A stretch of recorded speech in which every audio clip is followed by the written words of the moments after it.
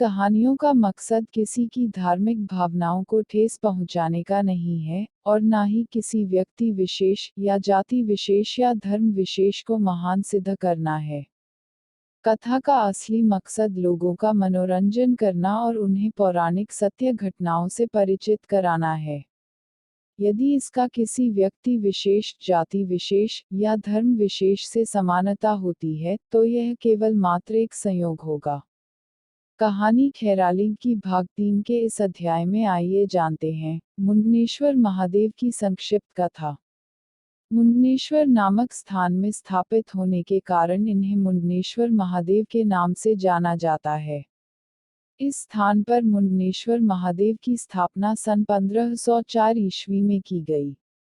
यह तो विदित है कि 15 गते फाल्गुन विक्रमी संवत 1560 अर्थात सन 1503 ईस्वी में ढाकरी ढाकर लेने कोटद्वार अनाज मंडी कल्लू नामक बनिए के पास जाते हैं। इन्हीं ढाकरियों में से एक माडू थेरवाल व उनके अन्य भाई भी थे। यह ढाकरी नमक की ढाकर लाए थे। पुराने स्थानीय लोगों का कहना था कि एक ढाकर का वजन 9 द्रोण होता था, जो लगभग 288 किलो होता था। ढाकरी ढाकर लेकर जब अपने गंतव्य की ओर जा रहे थे तब माडू को आश्चर्य हुआ कि उसका भारा पहले की अपेक्षा हल्का था। दुग्गदा सराय में रात्रि विश्राम के समय माडू ने इसकी चर्चा अपने साथियों से की, तब किसी को भी इस बात पर विश्वास नहीं हुआ।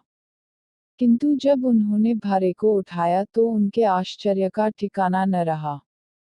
माडू का भारा सभी के भारे के मुकाबले काफी हल्का था। उन्होंने सोचा दुकानदार ने गलती से या जल्दबाजी में एक भारा कम भरा होगा। अगली ढाकर में दुकानदार से इस संबंध में बात करेंगे। यह कहकर सभी लोग सोने लगे, क्योंकि अगले दिन सुबह सवेरे उन्हें आगे का सफर तय जो करना था। किंतु माडू की आंखों से नींद गायब थी। वो इसी उधेड़बुन में लगे रहे कि ऐसा कैसे हुआ, और मेरे ही साथ ऐसा क्यों हुआ। कहते हैं कि ईश्वर की लीला ईश्वर ही जाने। सोचते सोचते कब माडू को नींद आ गई उन्हें पता न चला। पता तब चला जब अगली सुबह अन्य साथियों ने उन्हें जगाया। माडू थेरवाल के भारे में संयोग से स्फटिक का एक लिंग आ गया, इसका किसी को भी पता नहीं चला। शायद इसी कारण उनका भारा अपेक्षाकृत हल्का हो गया था। यह लोग हटनिया के मनाम पानी होते हुए सकनोली सारी में स्थित बेरेबूट नामक स्थान पर पहुंचते हैं। इसी बेरेबूट नामक स्थान पर ढाकरियों ने विश्राम करने के लिए अपना भारा रखा। विश्राम करने के बाद जब ढाकरी अपने गंतव्य को जाने लगे तो माडू को अपने पीछे न आता देख उन्होंने इसका कारण पूछा, तो पता चला कि माडू अपना भारा नहीं उठा पा रहे हैं।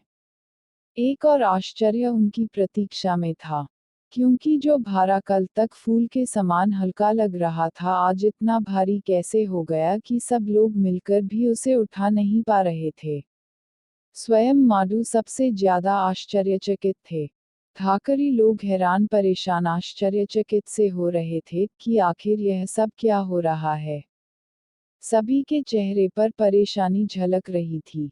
चूंकि संध्या काल का समय था, आसमान में बादल रह रहकर गरज रहे थे। ऐसा प्रतीक होता था मानो बादल किसी भी क्षण बरसने लगे। उन्हें इस बात की भी चिंता सताई जा रही थी कि यदि बारिश आ गई तो क्या होगा। अतः निर्णय लिया गया कि माडू के भारे से थोड़ा नमक निकालकर वहीं छोड़ दिया जाए, और यदि मौसम ठीक रहा तो अगले दिन आकर बचा हुआ नमक ले जाएंगे। और फिर ऐसा ही किया गया। भारे से कुछ नमक निकालकर वहीं पर रख दिया गया। ऐसा करते समय स्फटिक का लिंग नीचे गिर गया, और लुढ़कते हुए बेरी के पेड़ के नीचे चला गया।